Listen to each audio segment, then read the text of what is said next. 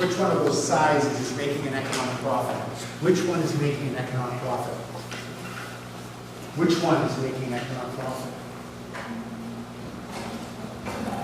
Answer? Yes. Look Just- carefully at each of them. Yeah. Well, if they're all in the same industry and they're all, Well, they're all the same Yeah. industry, but the price is there. It's a competitive industry. That's the competitive price. And which one is making a profit? probably just the one on the bottom.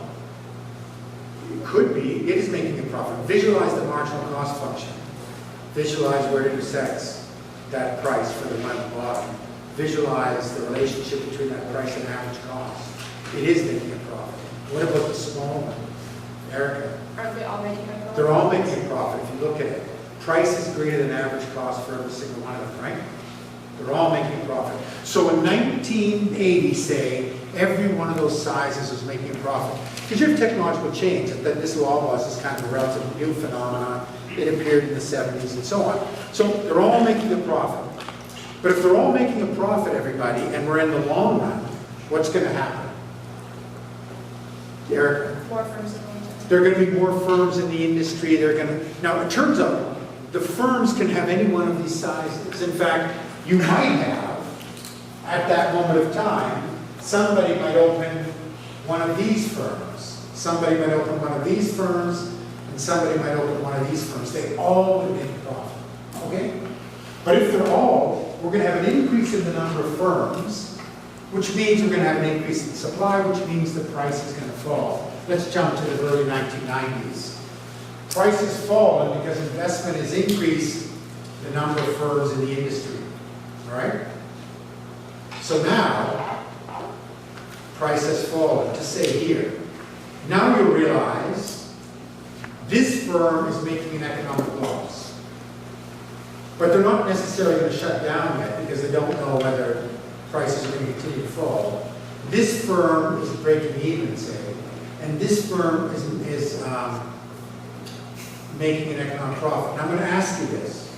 Is supply going to increase or decrease in this industry in the long run? Yeah. Decrease? Yeah. How so? The firms that will be making possibly not operating. Okay. This firm is going to, these firms are going to start shutting down. And we saw this. The small hardwares, the small bookstores, the small whatever, shut down. This firm might still hang in. But is supply going to fall? Is supply going to fall? Well, look at it. Is supply going to fall? What's going to happen here? There's a huge profit to be made here. More firms this size are going to come into the industry.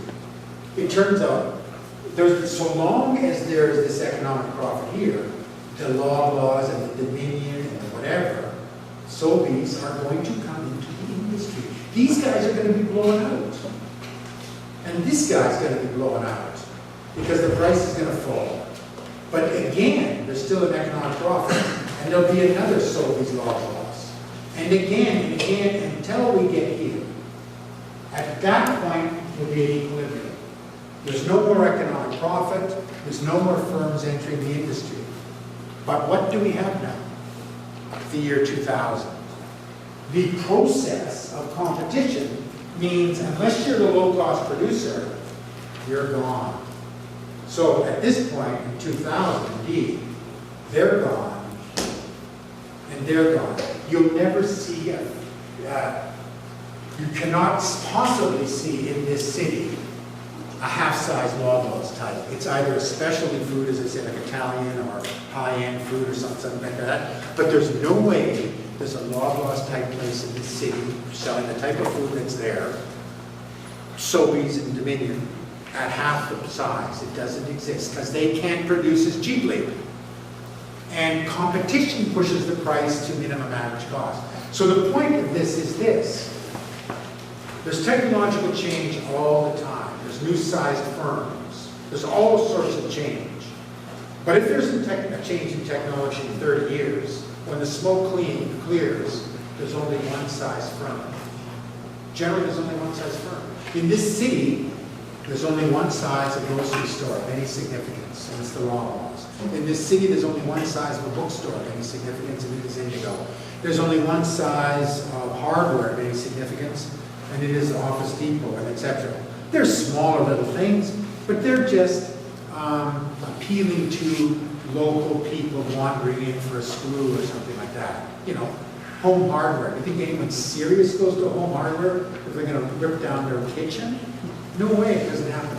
Oddly enough, today, for the first time in like 6 months, I just was pulling my car to that garage, like the underground garage at UT, and I ran into David Foote, who was the best teacher at UT, retired 2 years ago. He did demographics. The guy is flat out amazing. If I brought him in here and talked to you about demographics, you'd walk out of here with your jaw on the floor. The guy is unreal. He told UT was a fan. I had him as in my master's in economics. One of my PhD, I guess it was my PhD courses from him, like some 25, 30 years ago or something. And in any case, he was great. He was phenomenal. And he's a fantastic teacher. He's a fantastic researcher. And you know what?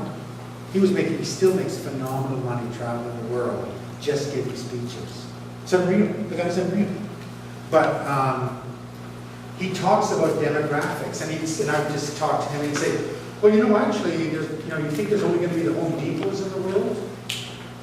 Actually not. In the future, the Home Depots of the world exist because demographically, the baby boomers were that age where they were like in their 40s and 50s, and their children at home, and they were running and doing these self-help projects. Now the baby boomers are in their 60s and their 70s, and guess what? They're not going to Home Depot. They can't even get there. You know, they've got walkers, right? That'll be my next step. But basically, they're going to the local hardware. So he's saying, actually, in the future, we may see an expansion of the local hardware. And interestingly, we have.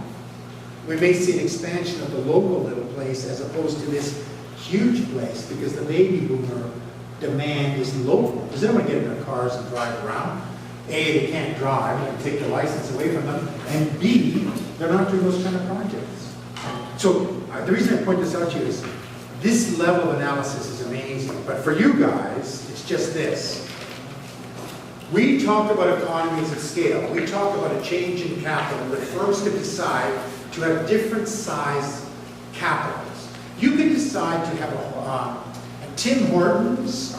What would be a competitor to Tim Hortons? Let's do it. You could have a McDonald's or a Burger King, or what's another one like that? Is that those are the only two nowadays? Wendy's. A Wendy's, a Burger King, and a McDonald's. You could have one of those. You can have them any size you want. Guess what? You won't find them any size. Every single one of them is between maybe a capacity of somewhere between 50 and 100 people. That's it. Because that is the optimal size that allows you to get minimum average cost. So even though we could talk about changing the size of our capital, that would require some technological change. Competition means everybody picks the capital that gives minimum average cost. We call that the optimally sized capital. We call that minimum efficient scale, right, everybody? So that means from now on, I'm not going to draw anymore I don't have to draw the long run average cost function anymore, because you're going to tell me where it is. This is the short run average cost function of a firm. Get out of there. This is the short run average cost function of a firm in an industry. Right here. In a particular industry. Could you tell me where the long run average cost function is on this diagram? What does it look like? Where is it? Where is the long run average cost function? Go ahead. It's where, sir? In one same place. It's not exactly the same function, but where is it? What does it look like? Yeah, were you going to say something? Guys, come on. Tell me. Yes. Go ahead, go ahead. I think that the long-term average cost puts minimum Yeah, exactly. So I don't need to draw them anymore, everybody. I don't need to draw them anymore. It would be like this, right? Flatter or steeper, doesn't really matter. But the minimum of the short run would be the same as the minimum of the long run. Minimum efficient scale. Okay? Now, by the way, we talked about economies of scale. You need to know it because it's very important. And because the whole history since, we would say this, in the say the 1850s, you actually don't have assembly lines till, a modern assembly line till the 1850s, oddly enough. Because machine tools are not good enough to produce interchangeable parts, for example. So basically you have efficiencies of, you have division of labor and specialization in factories, but you don't really have assembly lines. That happens around the 1850s and 60s. But up until that point, almost every industry is fairly small. Tell me, in the 1850s, probably there isn't a single factory anywhere in the world that is worth more than $1 million. Okay? Anyway, the biggest cotton factories, the biggest iron factories, but there's one industry, you might not think of it, the only one that's huge, it would have capital of $50 million in 1850. There's nothing else to compare with it. What would it be? Because all the normal manufacturing industries, I'll give you a clue, this is not a manufacturing industry. All the normal manufacturing companies have relatively small plants. Yeah, they have 100 workers, but it's only like $1 million. They don't have a huge amount of capital. Their equipment is relatively small up till then. What is it? Shipping? Shipping is pretty good. Shipping is pretty good, but not because you can have individual ships, but he's got the right idea. It's not shipping, it's trains. Yeah. And that's why trains are really significant historically, because the stock market develops really in many ways because of trains. Because when you only have $1 million factories, a couple of people can get together to get that money. But when you got a railway, you need many people, so you need a stock market. So they change things enormously. But leaving that aside, my point is, competition is a fairly common, and monopoly is kind of rare in the 1860s and 1870s, because everybody's the same size. And that's why Adam Smith says competition is when there's many buyers and many sellers. And of course there is. There's all these shoemakers, there's all these tinkers, right? But then you start getting economies of scale and firms get bigger and bigger. By the 1890s, you have a lot of monopoly and a lot of huge firms. And so it goes. And so you think, well, wait a minute, we don't have competition in the modern world because there's so many big firms competing with a bunch of little firms. But actually, the big firms compete with the same size big firms. Just like airplanes, like air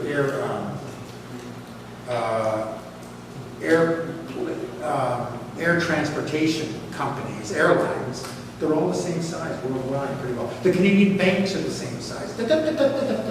Okay, but that means, to bring this thing to the end, you understand economies of scale, you understand how technological change can give you increased capital and labor to have economies of scale at lower average cost, but you understand that competition will generally mean that all firms have the optimal capital size, producing at minimum average cost.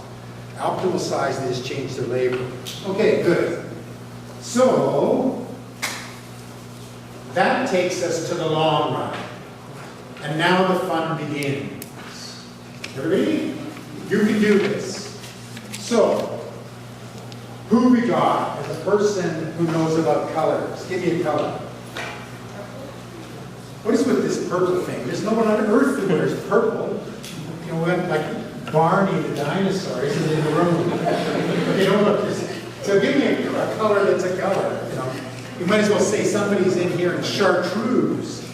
We have to send them home. Please don't show up in chartreuse. What do you got? Blue. Okay, blue. You. And because you're in blue. And who we got? We meet women don't wear blue. What's the story here? Yeah, there. And you, okay? Blue. The front. Come to the front. The rest of you, a spare piece of paper.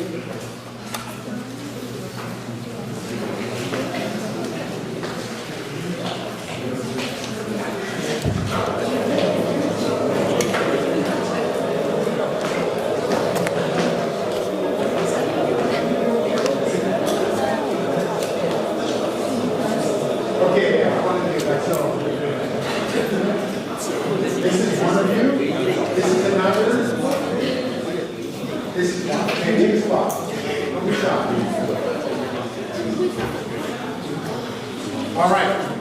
Everybody, you're not paying attention to the board. I'm going to be walking around and seeing how you do. This is a question on the exam 1 week from today.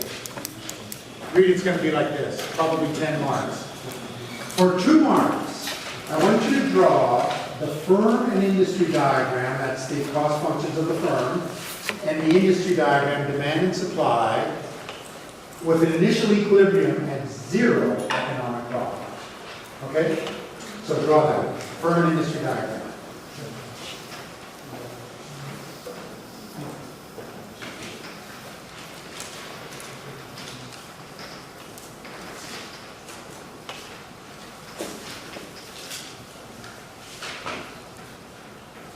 Don't get out your ruler, just do this quickly. There's only one way to learn. I promise you. No, unfortunately it's true. You learn by doing it. The price is paid at exam time.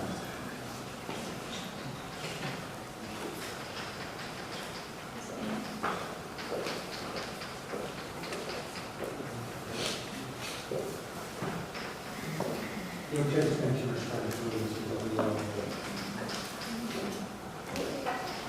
Okay, we're going to start off with an easy one for you guys. So, we begin, let's see how you did. Oh. Yeah, I have no idea, sir. But I warned you, right? Yeah. I warned you. You draw. I've been there. I sat at the back of the room in first year, and I didn't do anything, and I knew a lot of things. And I paid the price for it. You draw. The only person, if you know it, and you can do it in front of me, bang, I'll never bother you again. But I'm pointing out to you, you're my students, I want you to do well, and that means you work through this stuff.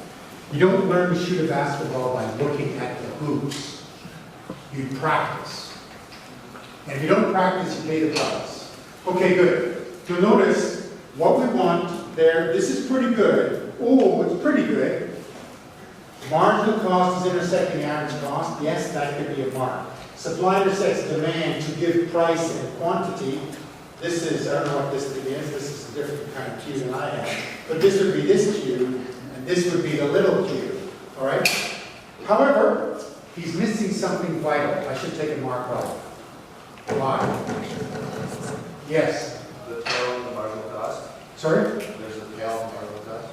I wouldn't take that off. You don't need that, but I would take it off, okay? That'll be okay at this stage of the game. But there's something he's literally missing. He's literally got wrong. Yeah, go ahead. Yeah, go ahead. His axes are missing. Yeah, his axes are this will be okay, this will be okay, this will be okay. This is dead wrong. This is not price, although you could do that. This is cost, right? And which we have here, everything is beautiful, notice. And here, backwards. This shouldn't be here, this should be achieved 0. But the person wouldn't necessarily lose a mark for that. Because that's my taste, but it helps you. But you would lose a mark for not being aware that this is cost per unit. You'd be thinking, okay, now this is the simple thing. Let's have a fall in demand, showing the equilibrium price and output of the industry and the output of the firm if there's a fall in demand.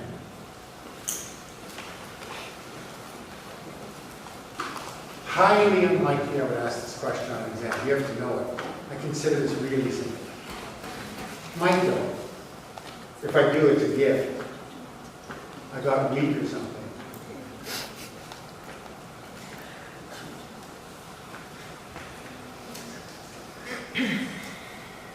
Fall in demand. You know how to do fall in demand. Everybody do the fall in demand and then leave it off.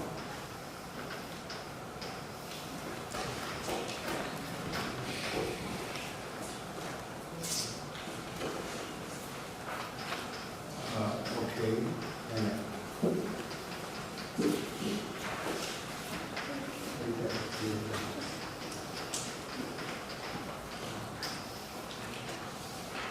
Good. Okay. All right, okay, be careful now. Okay, that's called an end. Just type it up. I need to do the output of the firm, the price, and the output of the industry.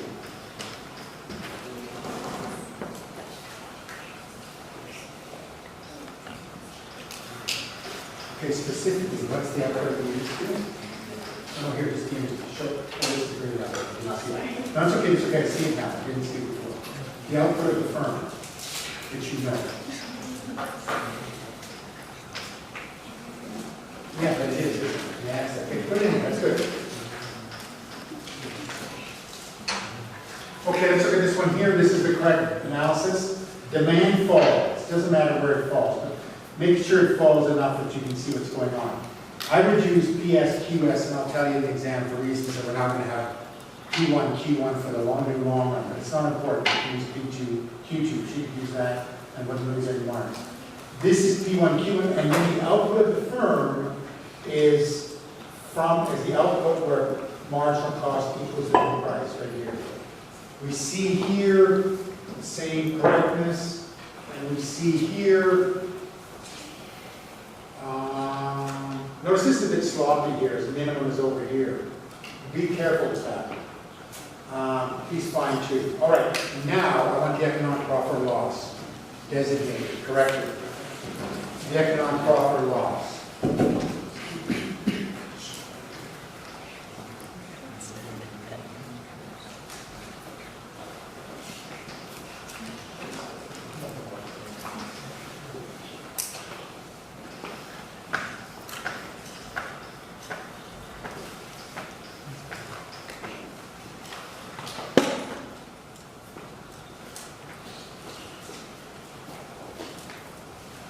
Oh, don't change it, leave it, I need it, that'll be good example, that's fine, just leave it.